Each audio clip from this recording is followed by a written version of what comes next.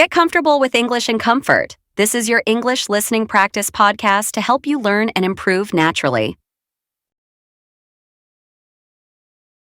Hello and welcome to English in Comfort. This is the place where you can learn English while you relax, lie down, or even while you sleep. No pressure, no stress, just real English. Today, we have a special episode just for you. We're going to have some daily English conversations that are used in real life. These conversations are great for all levels, whether you are a complete beginner or at an A1 level. It's a perfect opportunity for your English listening and speaking practice. Whether you're ordering at a cafe, talking about your day, or chatting about food, these are the kinds of conversations that are great for your English fluency. Of course, feel free to pause the audio after each conversation if you want to. You can even slow down the video if you need more time. We also encourage you to try shadowing, where you repeat what you hear to practice your own speaking. So get comfortable, grab your tea, and let's get started with our daily English conversations. Part 1.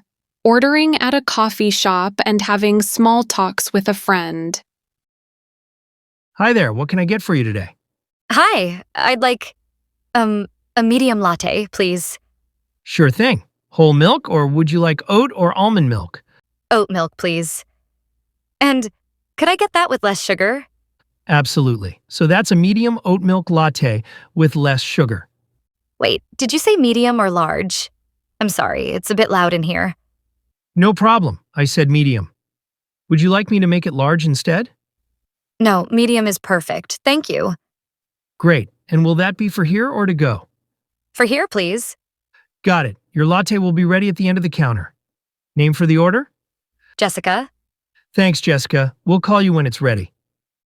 Sarah? Oh my, hi. Jessica, it's been so long. How are you? I'm good, just grabbing coffee. What about you? Same here. I haven't seen you since the library study session. Right, that was months ago. Hey, do you want to sit together? Sure, let me just order first. Hi, what can I get started for you? I'll take a small cappuccino, please. Whole milk or oat? Whole milk, thanks. Look at that chocolate cake they got. It looks so good. Oh wow, you're right. I shouldn't, but maybe just a bite? You know what? Let's grab a dessert each. It's on me. No, you don't have to. Come on. It's been months since we met.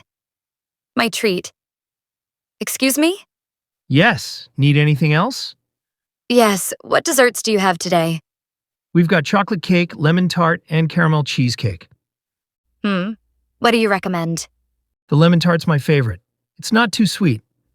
Perfect. I'll take a lemon tart, please. And Sarah, you want that chocolate cake? Yes, please. Oh, and could I get whipped cream on mine? Sure thing. So that's 1 lemon tart and 1 chocolate cake with whipped cream. That's right. Thanks. Excuse me, could we get the bill, please? Of course. Together or separate? Together. Would you like to add a tip today? Sure. Let's do 10%. Great. I'll be right back with your receipt. All set. Thanks so much. Thank you. Everything was delicious. Yeah, that chocolate cake was amazing. So glad you liked it. Have a wonderful day. You too. This was so fun. We have to meet up again soon. Definitely. Maybe next time. You're buying? Deal. Part 2. Talking about your day. So, Emily, how does your day usually go? Well, my mornings are usually quite structured, actually. I'm a bit of a morning person, so I tend to wake up pretty early, around 6:30 a.m. most weekdays. Wow, that's quite an early start. The very first thing I always do is make myself a cup of herbal tea. I love starting my day quietly. While the tea is steeping, I usually spend about 10 minutes doing some light stretching, just to get my body ready for the day. That sounds like a really calm way to begin. It really helps. After that, I often sit down by the window with my journal. I try to write in it for about 15 minutes, just to organize my thoughts and set a positive intention for the day. It helps me feel centered before the busyness starts. Then, around 7:30 a.m., it's time for Bella's morning walk. Bella is my dog, remember? We usually head to the local park, which is just a short walk from my apartment. It's almost always a lovely time because the park isn't too crowded yet, and it's nice to get some fresh air. Do you ever run into anyone during your walks? Sometimes it's not every day, but occasionally I'll bump into other dog walkers or a neighbor. We just exchange a quick good morning or a short chat. It's a nice little connection before I head back home to start my workday. Sounds pretty ideal. Yes, that's how my typical morning usually unfolds. After getting back home and making myself a quick light lunch, I usually have a big salad or some leftovers, I then transition into my work block. Around noon, I always sit down at my desk and start tackling my emails and main tasks for the day. I often have at least 1 or 2 video calls in the early afternoon, usually with our team or with clients. These calls can sometimes last for an hour or even an hour and a half, so they take up a good chunk of my time. They're great for collaboration, but they do require a lot of focus. I know that feeling. It's easy to get absorbed in calls and forget to move. Absolutely. So, I try to build in a short break around 3 p.m.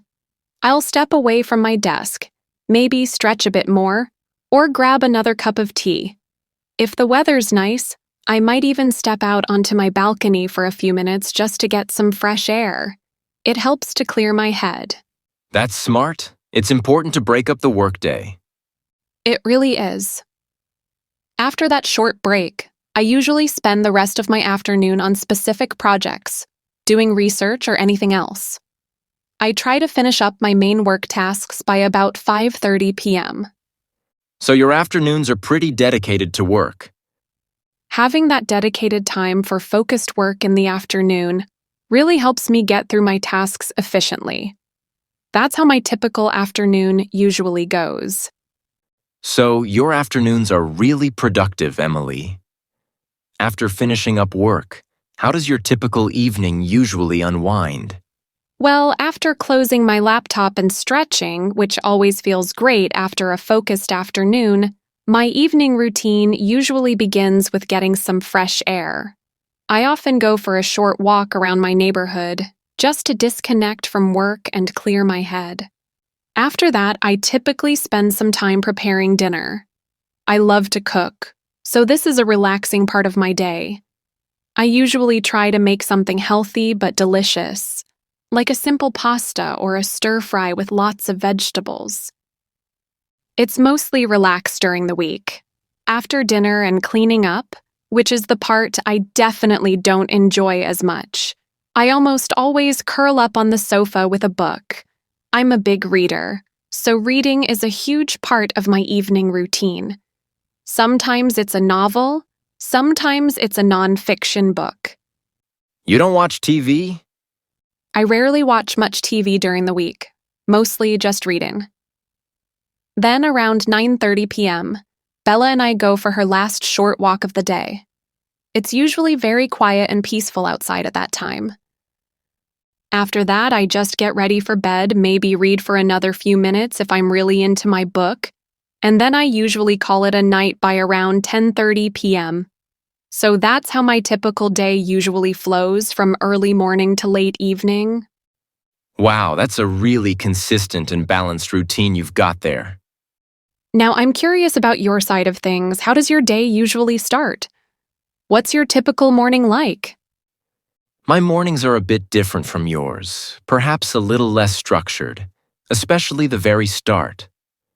I usually wake up a bit later than you, around 7:30 a.m. on weekdays. I'm definitely not a morning person like you. I totally get that. So, what's the first thing on your agenda? Do you jump straight out of bed?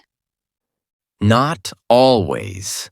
My first step is always to make myself a strong cup of coffee. I can't really function before that first mug. While it's brewing, I'll often check my phone for any urgent messages or news headlines, but I try not to get too lost in it. So, coffee first, then a quick check-in with the world.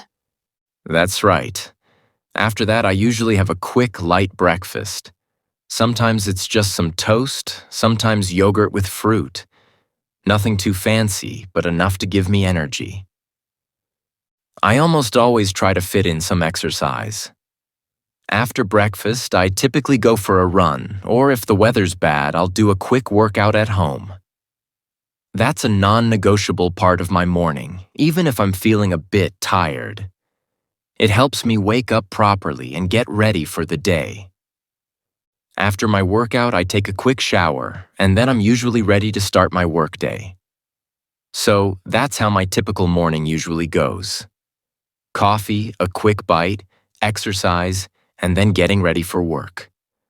What do you usually get up to after those morning routines? Well, after getting ready, I usually sit down at my desk around 9:30 a.m. and dive into my work for the day. My afternoons are often focused on specific tasks like editing audio or working on new ideas for our projects. I typically have 1 or 2 virtual meetings in the afternoon to discuss upcoming projects. These can sometimes take up a good hour or so. After those meetings, I usually try to take a short break, maybe around 2 p.m. I'll step away from my screen, stretch my legs, and grab another drink, usually just water or some sparkling water to stay hydrated.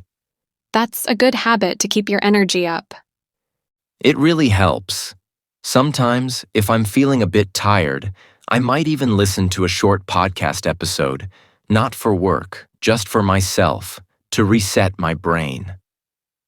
After that short break, I usually spend the rest of my afternoon on more independent tasks, like researching topics or writing outlines.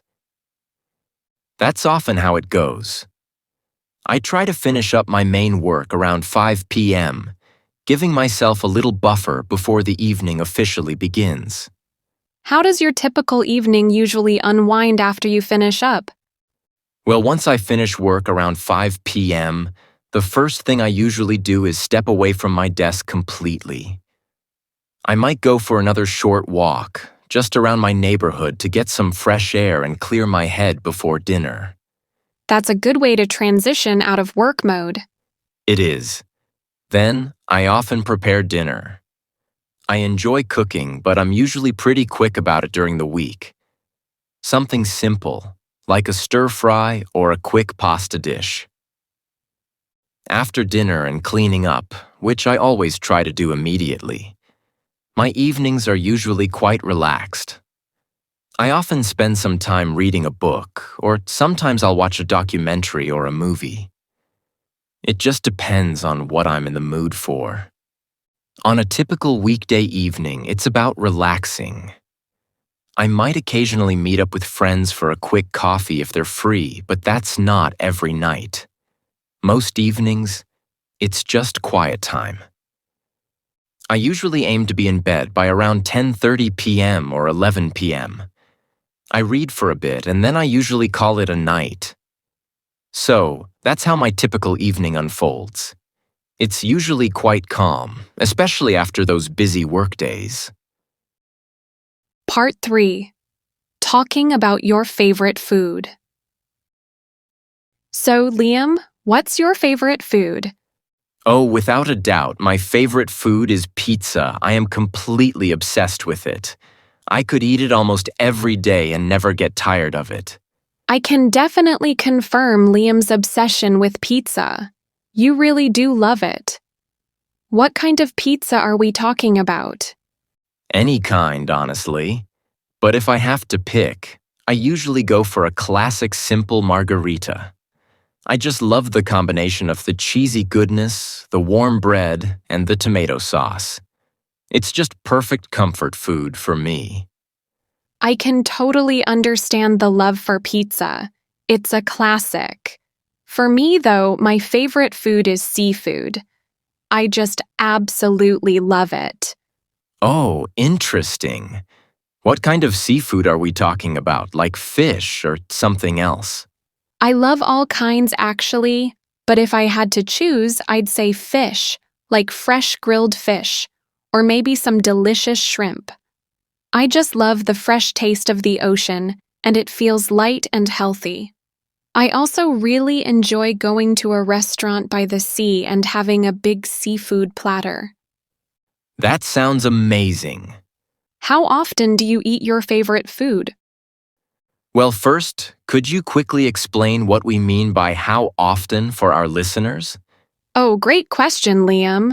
How often just means how many times you do something. So it could be once a week, twice a month, or maybe even every day. Thanks for clarifying. So for me, with pizza, well, I'd say I eat it maybe once or twice a week.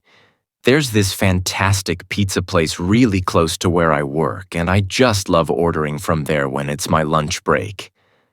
But sometimes, if I'm with coworkers, we'll order something else to share, to mix it up. So it's a regular treat for you during the week. Definitely. So, how often do you eat seafood?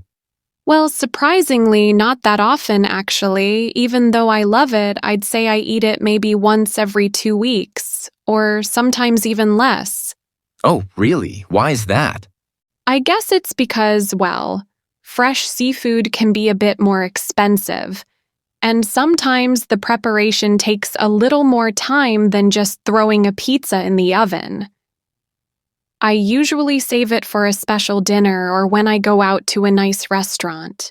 It makes it feel like more of a treat when I do have it, you know? That makes sense. So, even for your favorite food, it's not an everyday thing. Exactly. It's about enjoying it when I do. Okay, we've talked about our favorites. Now let's talk about the opposite. Emily, what's your least favorite food? Is there anything you really don't enjoy eating? Oh, that's an easy one for me. My least favorite food is definitely green peas. I don't like the texture, and the taste isn't my favorite either. I always try to avoid them if I can. Green peas, huh? That's interesting.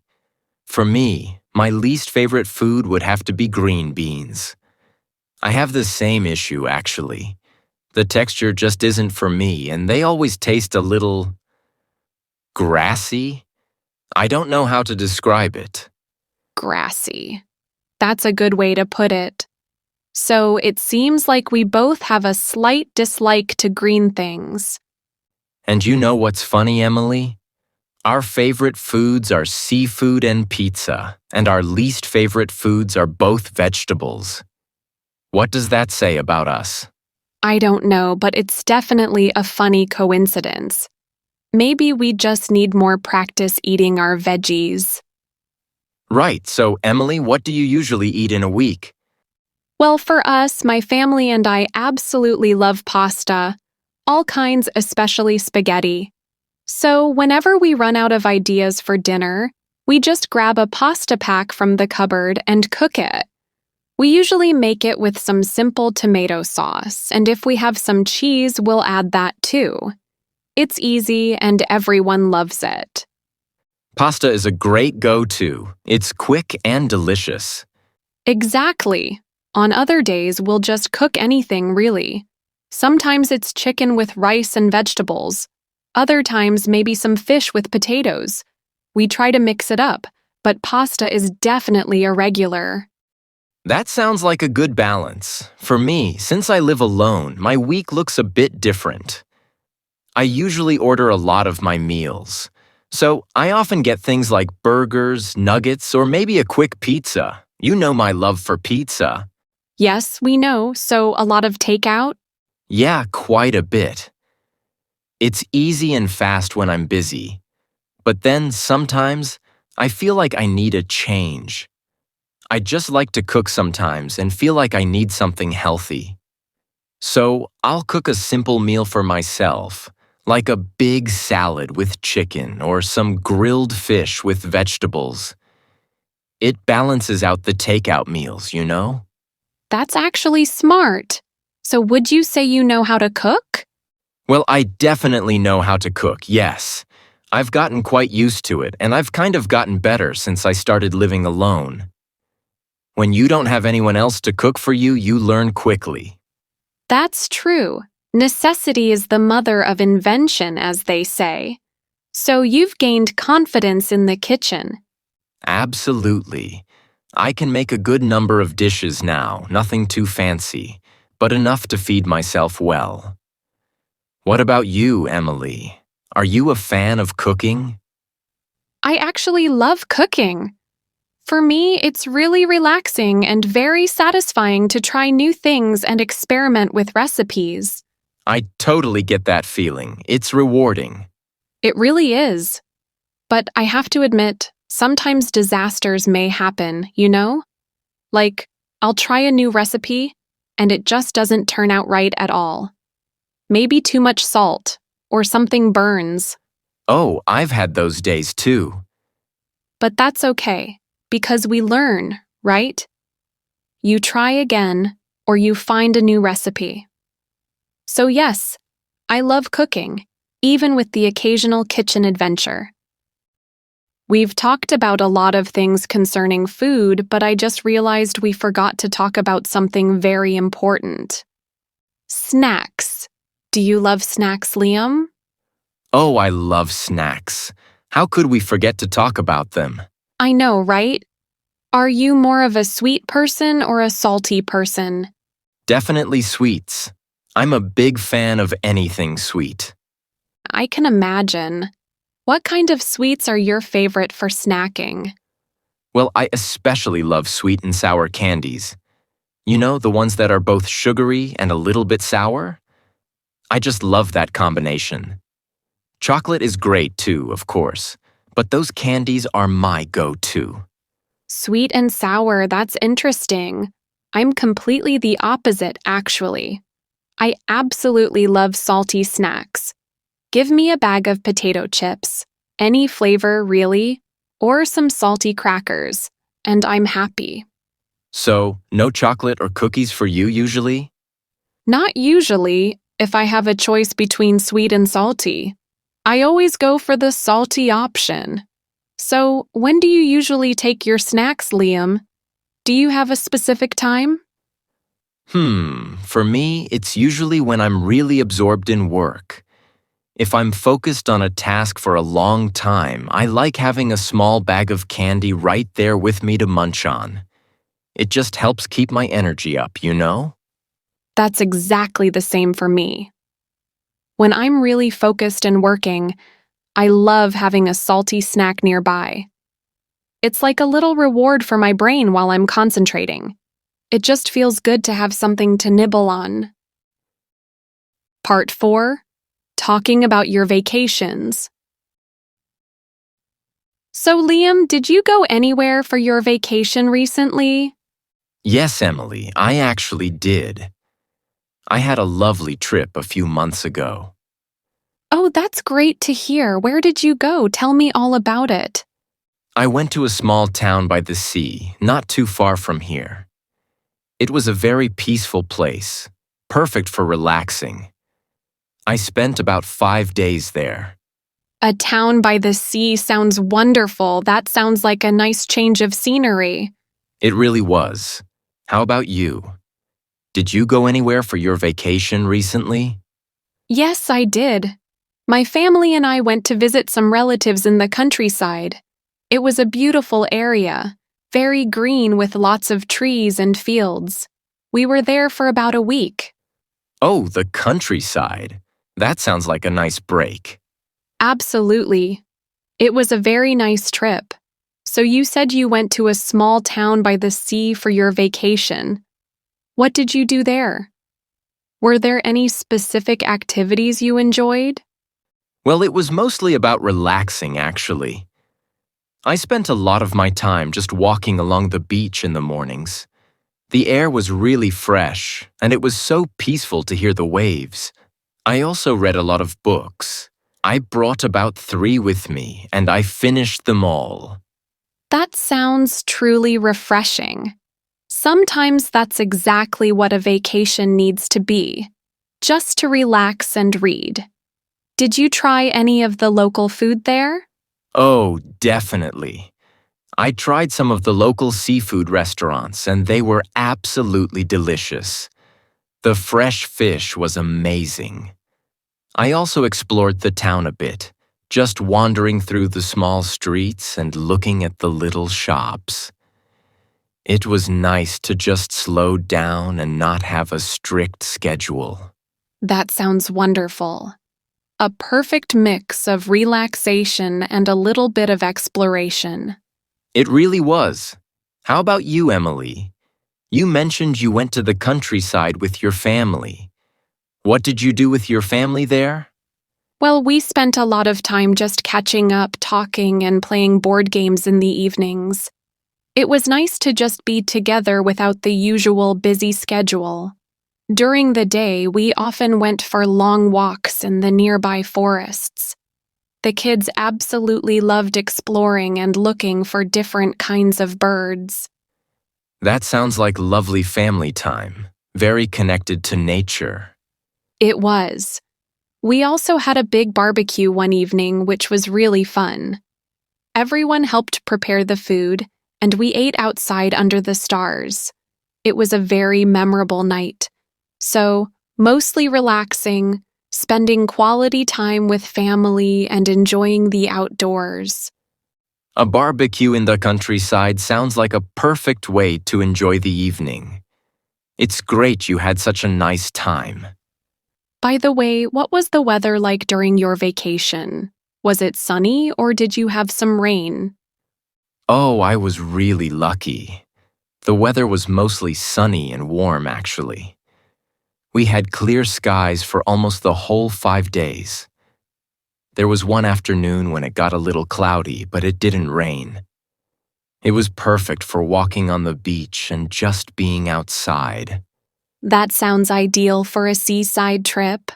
Perfect weather always makes a big difference for a vacation, doesn't it? It absolutely does. It meant I could spend a lot of time outdoors, which was exactly what I wanted. How about you and your family in the countryside? What was the weather like for your trip? Well, we had a bit of a mix, actually. The first few days were quite sunny and pleasant, perfect for our long walks in the forest. But then, for about 2 days at the middle of our trip, it was a bit rainy and cool. Oh, really? Did that ruin your plans at all? Not really, we just adapted. Those were the days we spent more time indoors playing board games and talking, which was also really nice. And then, for the last couple of days, the sun came back out, so it ended on a bright note. It was nice to experience both sunny and cozy rainy days, actually. That's a great way to look at it. You managed to make the most of whatever weather came your way. What's your favorite memory from that trip to the seaside? I think the absolute best part for me was the long walks on the beach every morning. It was so quiet and peaceful at that time of day, and the air was just so fresh. I really enjoyed that feeling of calm and starting the day slowly. That sounds truly beautiful. It's those simple moments that often become the most memorable, isn't it? Exactly. It really helped me clear my head and just relax. It's something I don't get to do often in my usual busy life. How about you? What was the best part of your vacation? For me, the best part was definitely the big barbecue we had one evening. Everyone in the family was there, laughing, telling stories, and enjoying delicious food outside under the stars. The kids were running around and it just felt so warm and connected. Oh, that sounds so lovely. Those shared moments with family are truly special. They really are. It was just a feeling of pure happiness and togetherness. When you said your town by the sea was peaceful, it made me wonder. Was it not crowded when you were there? Because I remember you saying before that you don't really like crowded places. Thankfully, the crowd was not crowded at all. That was actually one of the reasons I chose that specific time to go. It was just before the really busy summer season, so there were only a few other people on the beach or in the town. Oh, that sounds absolutely perfect. I completely agree with you. I also prefer calm and peaceful places for a vacation. When a place is too crowded, it just feels stressful, and it's hard to truly relax. Exactly. I love being able to walk and explore without constantly bumping into people or waiting in long lines. For me, a vacation is about finding quiet moments and enjoying the atmosphere, not battling crowds. That's exactly how I feel. Even in the countryside, sometimes if we went to a very popular spot, it could get a little busy, and I'd prefer the quieter trails. So, yes, we both definitely prefer places that are not crowded. It's much more refreshing, isn't it? To really feel like you've escaped the noise and the rush of everyday life. Absolutely. Peace and quiet make a huge difference for me on a trip. Would you go back to that small town by the sea? I actually think, yes, I would definitely go back there. I really loved how peaceful it was, and the seafood was just incredible. It felt like a perfect escape. Maybe not next year because I like to try new places, but in a few years, I would love to visit again. That's great. It's nice to have a place you know you can return to for relaxation. Right. It's now one of my favorite calm spots. How about you? Would you go back to the countryside again? Yes, I would absolutely go back. It's become a favorite spot for my family and me, especially since our relatives live there. It's not just about the beautiful nature, but also about the comfort of being with family without any pressure. That sense of family connection really adds to the trip, doesn't it? It does. Plus, there are still some walking trails we didn't explore. Is there any place you would like to visit next for a vacation? Somewhere you've always dreamed of? Or maybe a new place on your list? There are so many places. But if I had to pick just one right now, I think I'd really love to visit Japan. Japan. Wow, that's a fantastic choice. What makes you want to go there? Well, I'm really interested in the culture, the old traditions, but also the very modern cities. And the food, of course. I've heard so much about the food in Japan. I'd love to try all the different kinds of dishes.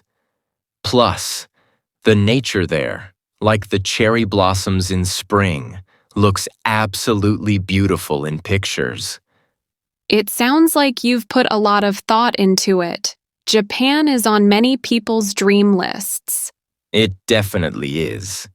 It would be a very different kind of trip from my calm seaside vacation. How about you, Emily?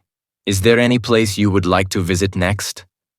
For me, I'm really hoping to visit Canada next, especially the mountains and lakes there, like in Banff National Park. Oh, Canada is beautiful, especially that part. What draws you to Canada? I just love nature, and the pictures I've seen of the Canadian mountains are just breathtaking. I imagine hiking, seeing wildlife, and maybe even staying in a cozy cabin by a lake. It would be a completely different experience from my countryside family trips, more about adventure and seeing amazing natural landscapes. That sounds like an incredible adventure. Part 5.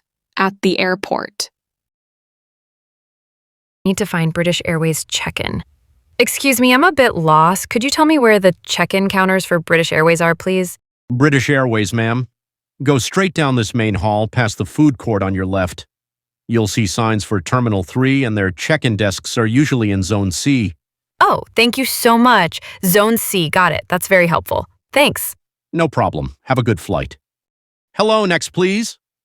Good morning. I'm checking in for the flight to London. Here's my passport. Good morning. All right, Jessica Smith, flight BA286 to London Heathrow. Is that correct? Yes, that's right. And do you have any luggage to check in today? Yes, just this one suitcase. Is there a weight limit? I think it's 23 kilos. Yes, it's 23 kilos. Please place your suitcase on the scale. Perfect, 22 kilos. That's fine. Are you happy with your seat? 14A? Window seat?